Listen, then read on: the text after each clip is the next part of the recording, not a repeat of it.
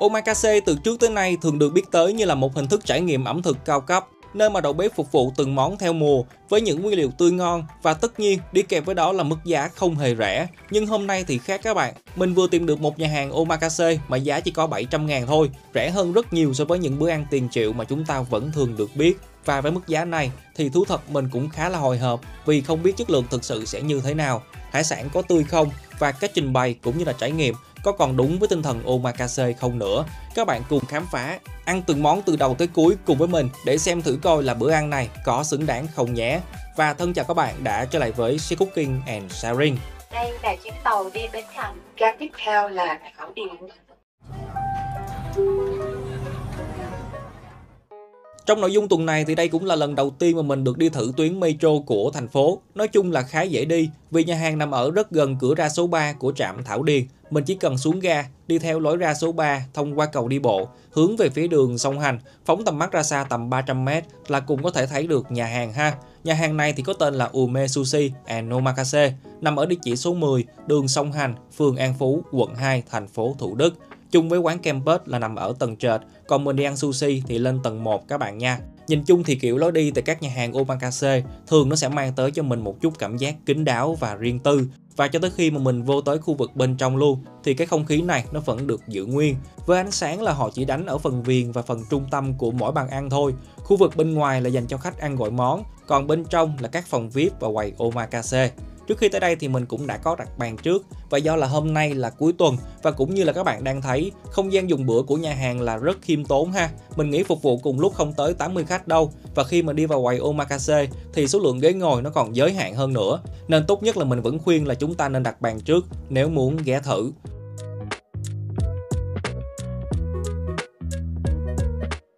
Hôm nay tính ra là mình đi hơi trễ đó các bạn, nên sẽ không có được ngồi ở khu vực trung tâm. Mình nghĩ là ngồi ở giữa quầy thì lên hình nó sẽ đẹp hơn. Tuy nhiên ở vị trí của mình thì cũng có thể nói là tạm hài lòng. Vật liệu nhà hàng sử dụng đa phần là gỗ, gốm Nhật và ở phía trước mặt mình họ còn có cắm thêm hoa tươi nữa, nên cảm giác khi vừa mới nhận bàn là nó tạo một cái bầu không khí thân mật, tự nhiên và gần gũi hơn khá nhiều. Và đây là menu của nhà hàng. Đối với thực đơn Omakase thì trưa nay mình sẽ có 2 set ha, một set 950.000 và một set 699.000 là được phục vụ vào bữa trưa. Về giá thì nó chỉ khác nhau về số lượng và giá trị nguyên liệu thôi. Set 950 là sẽ có 14 món, còn set 699 là 13 món, tính luôn cả tráng miệng. Một chút nữa thì mình sẽ gọi cả hai để chúng ta cùng nhau trải nghiệm và so sánh cho nó trực quan. Còn bên này là những set Omakase cao cấp của nhà hàng. Cái này thì nó sẽ mắc hơn, dao động từ 2,3 triệu cho tới gần 5 triệu một người cũng có.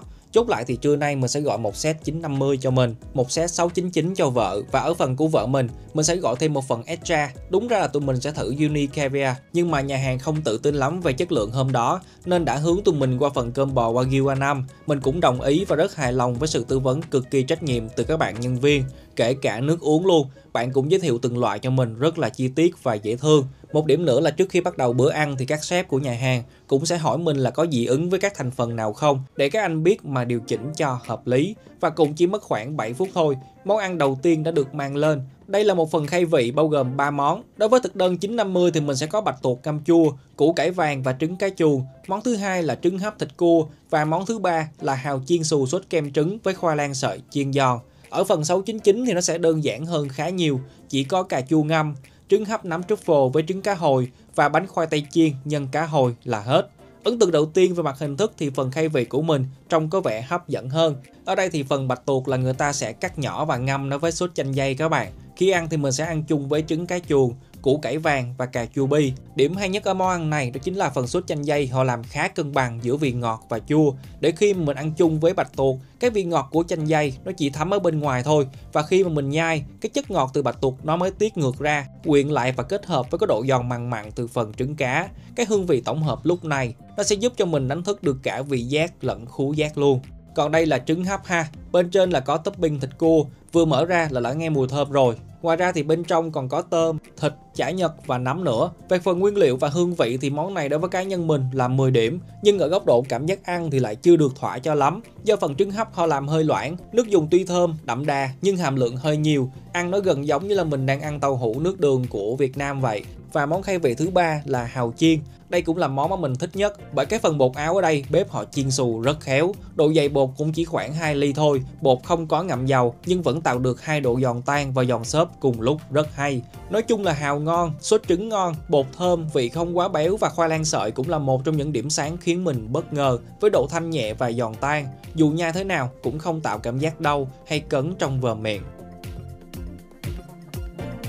Cái này là món gì vậy? Dạ, cái sashimi này của mình của anh là sẽ có 3 loại. Đây em sẽ đầu tiên là mình sẽ có tôm bông tăng ngọt của Nhật. Dạ, mình sẽ có ăn chung với cá hồi với lại cá cam này. Ở lượt lên món thứ hai, phần sashimi thì mình thấy đối với set 950 và 699 là đã có sự thu hẹp khoảng cách với những nguyên liệu đều có chất lượng cao. Như vợ mình phần 699 là cũng đã có lườn cá cam và lườn cá bơn rồi. Phần mình thì có bụng cá cam. Mình tính ăn trước nhưng khi mà gắp lên thấy nó quá béo nên thôi, chuyển qua ăn cá hồi trước cho nó trung hòa. Thực sự là chúng ta cũng không cần phải máy móc là phải ăn thịt cá trắng trước các bạn. Đôi khi một cái nguyên liệu mà nó quá mạnh về một cái phương diện nào đó thì mình cũng không muốn trải nghiệm nó đầu tiên. Và cá hồi đối với bản thân mình vẫn là một sự khởi đầu hợp lý. Dù đây là một phần thăn cá bình thường nhưng cái chất thịt là khá ấm, nước tương cũng có vị ngọt và thơm, chỉ trừ là phần wasabi là hơi bị nồng và sọc. Tuy nhiên nó cũng không ảnh hưởng quá nhiều, có thể điều chỉnh lại ở những lượt ăn sau. Và đây chính là phần bụng cá cam nè các bạn. Công nhận là nó siêu béo luôn nha. Cảm giác ăn là cái phần mỡ cá tươi, tuy không tanh nhưng thực sự nếu không ăn cá hồi trước mà ăn liền miếng này là rất dễ bị nhợn nha. Do là mình đã có đà rồi nên khi ăn không với nước tương mình thấy nó có độ béo, dai, ngọt và núng nính trong miệng khá là thú vị. Và tôm ngọt cũng vậy, gần như là những nguyên liệu cần độ tươi ngon thì tại Ume họ đều làm xuất sắc. Tôm là một ngoại lệ vì mình không có thói quen ăn tôm sống, nhưng do nhà hàng này, sự thể hiện của họ đã khiến mình tin tưởng nên cũng bớt đi cảm giác e dè. Tóm gọn lại là tôm cũng ngon luôn các bạn nha. Độ tươi, độ dai, độ ngọt là rất tuyệt vời. Kể cả vợ mình ở phần sashimi, mặc dù là nguyên liệu khác nhau nhưng với phần lườn cá bơn, cá hồi hay cá cam, vợ mình cũng đều có sự hài lòng tuyệt đối. Đối với lượt lên món thứ ba thì nhà hàng phục vụ mình món cá thu đao kho trái mơ. Bên phần 699 sẽ là cá thu đao cuộn nấm đuôi gà nướng. Xét về tính sáng tạo thì cả hai phần tụi mình đều đánh giá cao món cá nướng hơn bởi vì hai đứa có share cho nhau. Với phần cá kho thì nó chỉ có một vị ngọt thôi. Mặc dù là nhà hàng đã có cho vỏ yuzu vào thêm nhưng hương vị chủ đạo vẫn là vị ngọt từ cá và nước mơ kho. Trong khi đó phần cá thu cuộn nấm thì nó lại thơm hơn, nó có vị ngọt của cá, độ giòn từ nấm và một cái độ mọng nước từ củ cải mài, nên tổng thể món ăn nó đa vị hơn món cá bên mình khá nhiều. Tiếp tục với lượt lên món thứ tư, thực đơn của mình sẽ là bò Fuji sốt BBQ, còn vợ mình sẽ là mì ý tôm sốt kem, với sợi mì là họ sử dụng loại fettuccine. Càng về sau thì mình thấy những món ăn của phần 699 nó lại hấp dẫn hơn các bạn. Mặc dù dĩa của mình là bò Fuji nha, cũng là một loại thịt có chất lượng tốt đó, nhưng thú thật là ăn rất bình thường, ăn chơi cho vui thôi. Sốt nó sẽ thiên về vị ngọt một chút và bò thì nhìn chung là cũng khá mềm. Còn phần mì ý của vợ mình thì lại ấn tượng hơn nhiều, sợi mì được họ trụng mềm, bám sốt rất tốt. Mình ăn mì không cũng thấy ghiền nữa vì phần phô mai ở đây tuy béo nhưng nó thơm sữa và rất dễ tan. Ở lượt lên món thứ 5, 6, 7 thì sẽ là 3 loại sushi khác nhau. Đối với set của mình thì được nhà hàng phục vụ lần lượt là nigiri mực lá với nấm truffle, tempura tía tô với cá hồi bằm và nigiri lương với trứng nhum.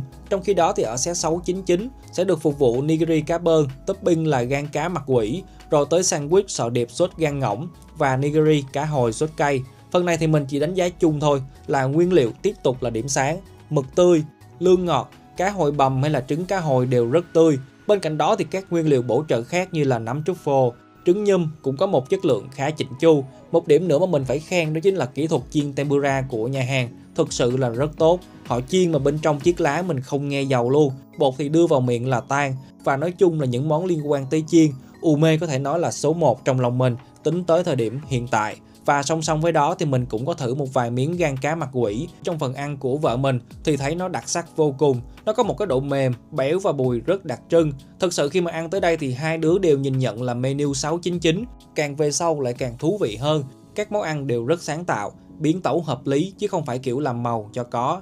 Tiếp tục với lượt lên món thứ 8, món ăn số 12. Đối với thực đơn của mình sẽ là mì somen. Menu 699 sẽ không có các bạn nha. Và nhà hàng sẽ thay vào đó là món cơm bò Wagyu Extra mà mình có gọi thêm. Đây tiếp tục là một món ăn xuất sắc. Với phần Wagyu A5 theo như vợ mình mô tả là nó mềm mại không khác gì một miếng sashimi. Còn mì somen của mình thì bình thường thôi các bạn nha. Đây là một món ăn để ăn cho no. Nhưng với lợi thế về mặt nguyên liệu thì từ mì cho tới nước dùng là đều khá ngọt và đậm đà. Ở món số 13 thì cả hai menu đều là món canh miso. Hôm nay thì bếp họ sẽ nấu cho mình ăn với thịt cá cam. Nước dùng cũng được hầm với xương cá luôn, nên về độ đậm đà, ngọt cá có thể nói là đỉnh cao. Và cuối cùng là phần tráng miệng, mình chọn kem trà xanh, vợ mình thì chọn kem yuzu. Chất lượng nhìn chung chỉ ở mức khá, hoàn thiện cho bữa ăn thôi chứ không có gì đặc sắc. Và kết lại, đối với phân hạng omakase, Ume đã làm cho mình bất ngờ với chất lượng nguyên liệu, số lượng món ăn và cách thức biến tấu để sao cho cả hành trình thưởng thức nó không có bị nhàm chán. Một số nơi giá rẻ nếu các bạn đã từng đi thì họ thường độn nigiri là chủ yếu. Nó làm cho mình mau no, cảm giác ăn là đơn điệu và thường là một số nguyên liệu sẽ được tận dụng lặp lại chứ không có được phong phú như hôm nay. Nếu có dịp trở lại thì mình sẽ thử thêm menu gọi món. Còn nếu mà các bạn hỏi mình thích ăn menu nào hơn thì đó chính là menu 699 nha, vì nó dễ tiếp cận. Tuy giá không cao nhưng thực khách vẫn tận hưởng được không gian và dịch vụ chuyên nghiệp đến từ đội ngũ nhân sự của Ume. Và khẩu vị của bạn mới là quan trọng nhất. Review của cá nhân mình chỉ mang tính chất tham khảo thôi nha. Nếu thấy video mình làm hay và hữu ích, hãy bấm like và subscribe kênh để luôn nhận được nhiều nội dung mới từ mình. Thân chào và hẹn gặp lại.